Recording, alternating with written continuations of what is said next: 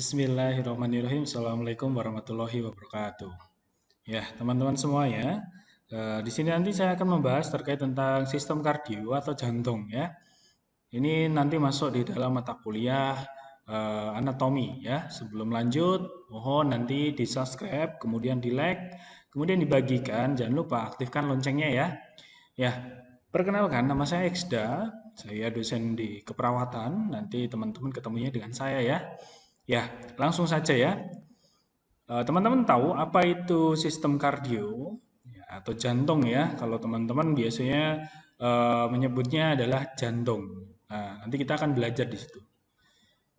Kita belajar bagiannya anatomi dari jantung atau nama kerennya itu kardio ya.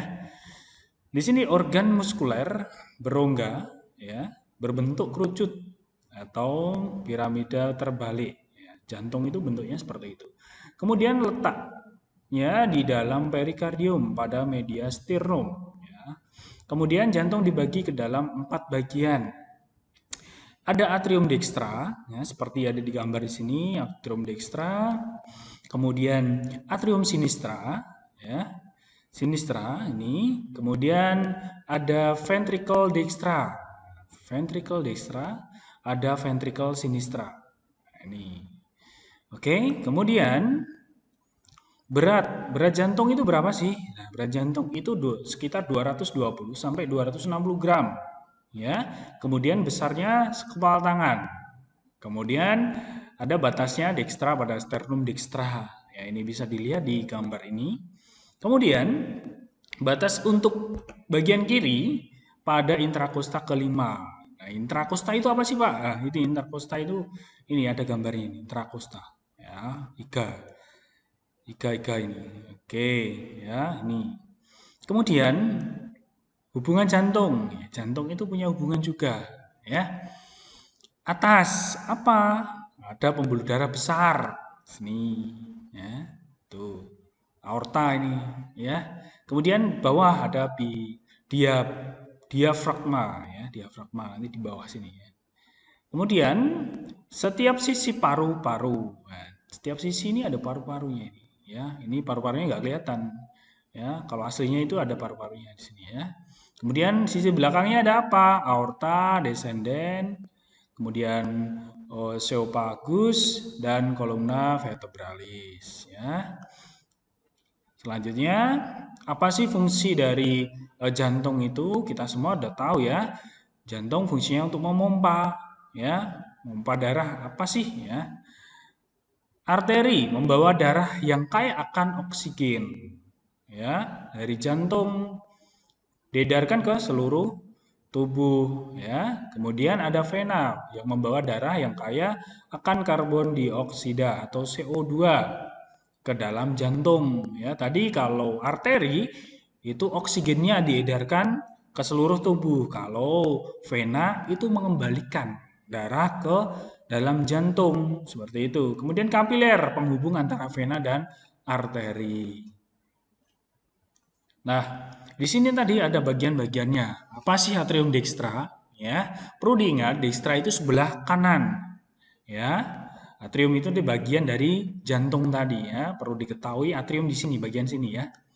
Nih, berada di bagian atas kardiodextra ya, kardiodextra, sebelah kanan atas ya.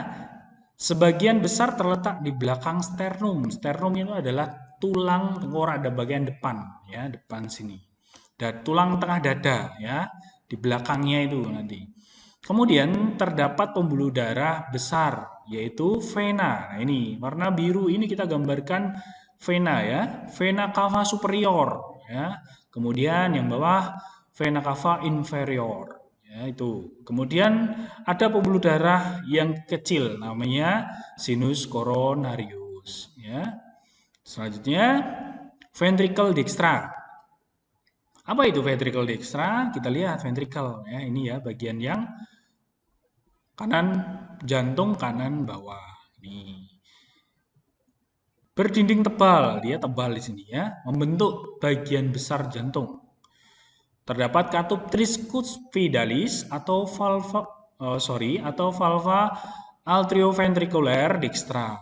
Kemudian arteri pulmonalis menuju ke paru. Ya, ini. Ini arteri pulmonalis. Di sini nanti ada paru-parunya.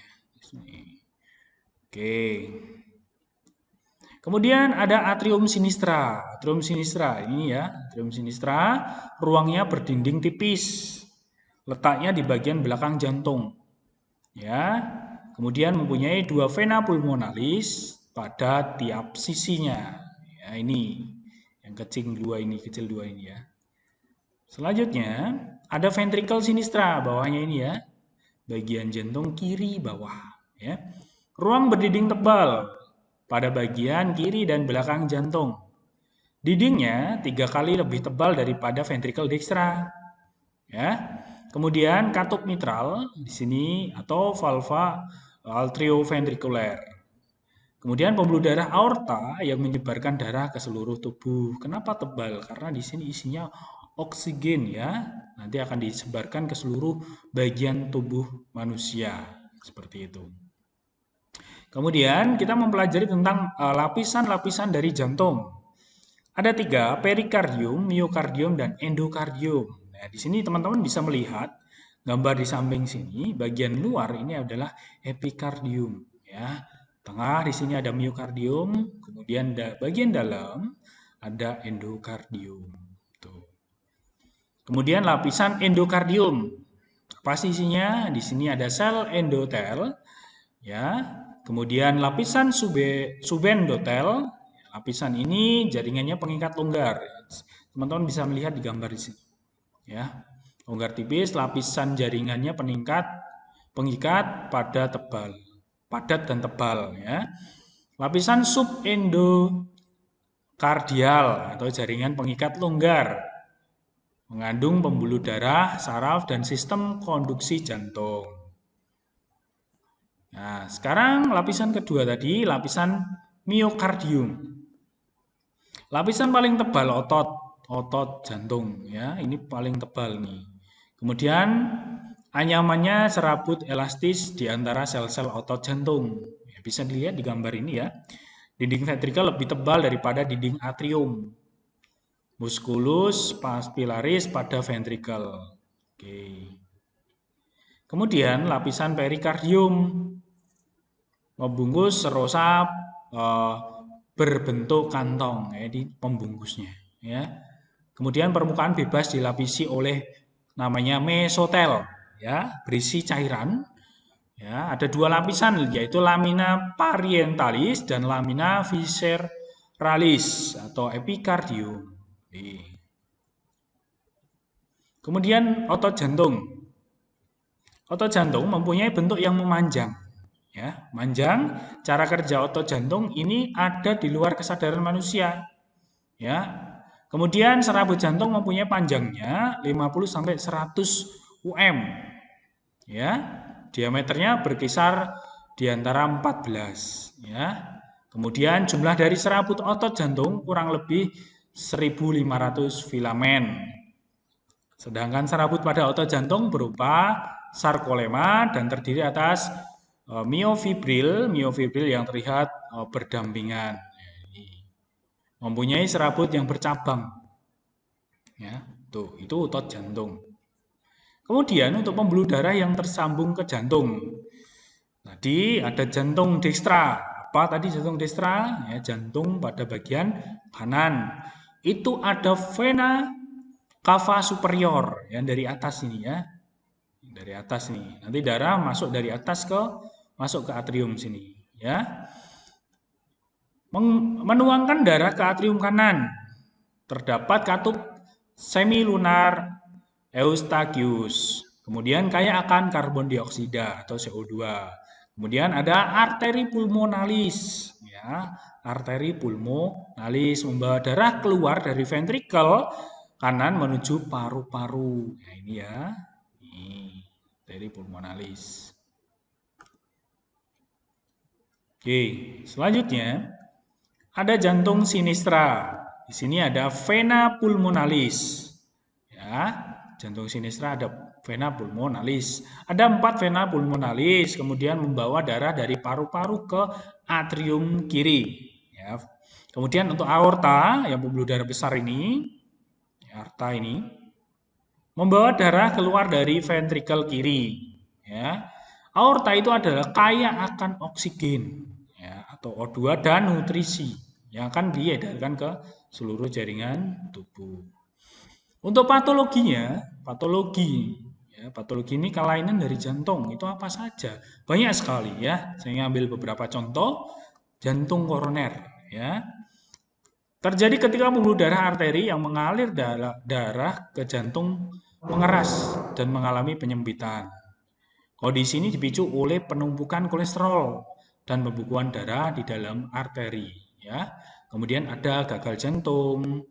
Ya, gagal jantung di sini adalah kondisi jantung yang terlalu lemah untuk memompa darah ke seluruh tubuh. Kemudian aritmia. Aritmia di sini terjadi ketika rangsangan listrik yang mengatur detak jantung terganggu sehingga jantung tidak bekerja dengan baik ya. Jadi iramanya tidak stabil. Kemudian endokarditis. Infeksi pada jaringan ikat yang melapisi dinding dan katup jantung. Infeksi ini terjadi ketika kuman dari bagian tubuh lainnya seperti mulut dan kulit masuk ke dinding jantung melalui aliran darah. Oke, itu ya, itu ada materi dari sistem kardio. Masih banyak sekali nanti dijelaskan. Oke, nah di sini kata-kata terakhir, nonton drakor sambil makan kacang. Kacangnya belinya di warung Mbok Asih. Akhir kata Eksda ucapkan, cukup sekian dan terima kasih. Oke, untuk sistem kardio cukup sampai di sini. Nanti ada tugas, ya. Nanti saya kasihkan tugasnya. Kemudian nanti sampai ketemu di perkuliahan yang akan datang. Ya, terima kasih. Assalamualaikum warahmatullahi wabarakatuh.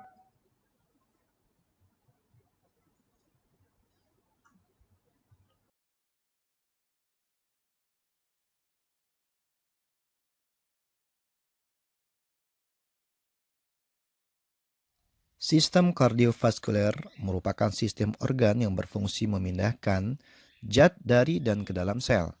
Sistem ini juga menolong stabilisasi suhu dan pH tubuh yang merupakan bagian dari homeostasis atau mekanisme pengatur lingkungan kesetimbangan dinamis. Sistem ini terdiri dari jantung dan pembuluh darah. Pembuluh darah arteri membawa darah keluar dari jantung. Pembuluh darah vena membawa darah kembali ke jantung. Jantung yang dalam bahasa Latin disebut cor dan Yunani disebut kardiak merupakan organ berotot yang memompa darah melalui pembuluh darah oleh kontraksi berirama yang berulang. Jantung terletak di rongga dada agak sebelah kiri dari mediastinum. Jantung berada di belakang tulang sternum, berada di antara kedua paru, dan berdiri di atas otot diafragma atau otot pernafasan. Pada jantung terdapat sebuah kantung pembungkus yang melindungi jantung yang disebut perikardium, yang merupakan kantung berdinding ganda memiliki dua lapisan, lapisan seros dan lapisan fibros. Perikardium fibrosa merupakan lapisan yang paling dangkal dari perikardium yang terdiri dari jaringan ikat yang padat dan longgar.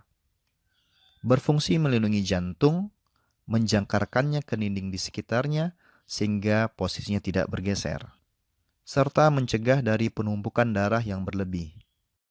Perikardium serosa dibagi menjadi dua. Yang pertama, perikardium parietal yang menyatu dan tak terpisahkan dari perikardium fibrosa. Kemudian perikardium visceral yang identik dengan epikardium. Di antara keduanya terdapat cairan yang kaya protein yang berfungsi sebagai pelumas. Kedua lapisan ini berfungsi melumasi jantung untuk mencegah terjadinya gesekan selama aktivitas jantung. Lapisan pada jantung terdiri dari epikardium, kemudian miokardium yang membentuk sebagian besar dari jantung yang bertugas untuk kontraksi dan memompa darah. Kemudian lapisan terdalamnya disebut endokardium yang merupakan lapisan endotelium. Endokardium ini melapisi bilik jantung dan juga katup jantung. Miokardium juga memiliki pembuluh darah khusus yang disebut pembuluh koroner yang terletak di bagian luar jantung dan kemudian menembus ke dalam miokardium untuk membawa darah ke lapisan itu. Karena itu membutuhkan banyak energi untuk memompa darah. Pada manusia, mamalia, dan burung, jantung dibagi menjadi 4 ruang. Yang pertama atrium, yang berarti jalur masuk, terdiri dari atrium kanan dan atrium kiri. Kemudian daerah di bawahnya, yaitu ventricle kanan dan ventricle kiri. Kedua bagian jantung kanan dan kiri ini dipisahkan oleh sekat atau septum interventricularis. Pada jantung terdapat 4 katup. Yang pertama, katup tricuspidalis yang menghubungkan antara atrium kanan dan ventrikel kanan. Yang kedua, katup bicuspidalis atau dikenal dengan nama katup mitral. Kemudian, katup pulmonal yang terletak antara ventrikel kanan menuju arteri pulmonalis. Sedangkan katup aorta berada di antara ventrikel kiri dan aorta. Lapisan pada atrium tidak setebal lapisan pada ventrikel. Oleh karena lapisan atrium hanya menerima aliran darah sedikit kontraksi dibandingkan dengan lapisan ventrikel yang lebih banyak memompa darah. Otot jantung sebelah kiri lebih besar 3 kali daripada otot jantung sebelah kanan. Dikarenakan karena tugasnya memompa darah ke seluruh tubuh melalui aorta. Atrium kanan menerima aliran darah yang sudah terdeoksigenasi dari seluruh tubuh kecuali paru, yang bermuara pada vena cava superior yang berasal dari aliran darah kepala dan lengan, sedangkan vena cava inferior yang berasal dari tubuh bagian bawah. Darah yang ada di atrium akan dipompakan ke dalam ventrikel melalui katup atrioventrikuler sebelah kanan yang terdiri dari 3 flap atau cups yang disebut katup tricuspidalis. Pada setiap titik puncak katup ini tampak seperti parasut karena memiliki tendon kecil yang disebut chorda tendinae yang melekat pada otot papilaris. Pada saat kontraksi, otot papilaris membuat tendon chorda menjadi kencang sehingga mencegah regurgitasi atau aliran balik darah kembali ke atas. Darah yang ada di ventrikel akan dipompa melewati katup pulmonalis menuju paru-paru melalui arteri pulmonalis. Jika pembuluh darah di dalam arteri yang biasanya berisi darah yang kaya oksigen, namun untuk arteri pulmonalis, darah berisi kadar oksigen yang lebih sedikit. Di dalam paru-paru terjadi pertukaran antara darah yang berisi karbon dioksida dengan oksigen melalui pertukaran atau persinggungan antara alveoli dan pembuluh darah melalui perantara hemoglobin yang mengikat oksigen 4 kali lebih besar. Darah yang kaya akan oksigen tersebut pun dialirkan melalui vena pulmonalis. Berbeda dengan vena yang lainnya, yang biasanya berisi darah dengan oksigen yang rendah, vena pulmonalis berisi pembuluh darah yang kaya oksigen. Darah yang kaya oksigen dari paru-paru ini pun akan masuk ke dalam atrium kiri untuk selanjutnya dipompa melewati katup atrioventrikuler sebelah kiri yang terdiri dari 2 flap atau disebut katup bicuspidalis atau katup mitral. Kemudian darah yang ada di ventrikel kiri akan dipompa ke seluruh tubuh melalui katup aorta menuju seluruh tubuh kecuali ke dalam paru-paru. Darah yang kaya akan oksigen ini pun dihantarkan ke seluruh tubuh. Kemudian, di setiap jaringan ataupun sel, terjadi pertukaran antara oksigen untuk dimanfaatkan oleh sel-sel dan karbon dioksida untuk dibawa kembali ke dalam sirkulasi utama hingga nantinya akan tiba di vena cava superior ataupun inferior dan memasuki atrium kanan kembali. Begitu seterusnya siklus ini terjadi dalam tubuh kita. Pertukaran antara oksigen dan karbon dioksida di dalam darah terjadi di cabang-cabang arteri yang paling kecil yang disebut arteriola dan cabang-cabang pembuluh darah vena yang paling kecil yang disebut venula. Tempat ini disebut kapiler atau arteriovenulasan. Pembuluh darah vena akan membawa kembali darah yang berisikan karbon dioksida yang tinggi kembali ke jantung. Jantung kita memompa darah sekitar 5 liter dalam 1 menit melalui 4 ruangan utama pada jantung, melewati paru-paru dan juga ditransfer ke seluruh tubuh. Mekanisme pompa darah ini terjadi akibat kontraksi otot jantung akibat dipicu oleh bagian jantung yang menghantarkan listrik, sinoatrial, atrioventrikular, dan serabut Purkinje. Jika sinoatrial tidak berfungsi, tugas mengantarkan listrik dan memicu kontraksi diambil alih oleh atrioventrikular. Dan jika atrioventrikular tidak berfungsi, maka akan diambil alih oleh serabut Purkinje.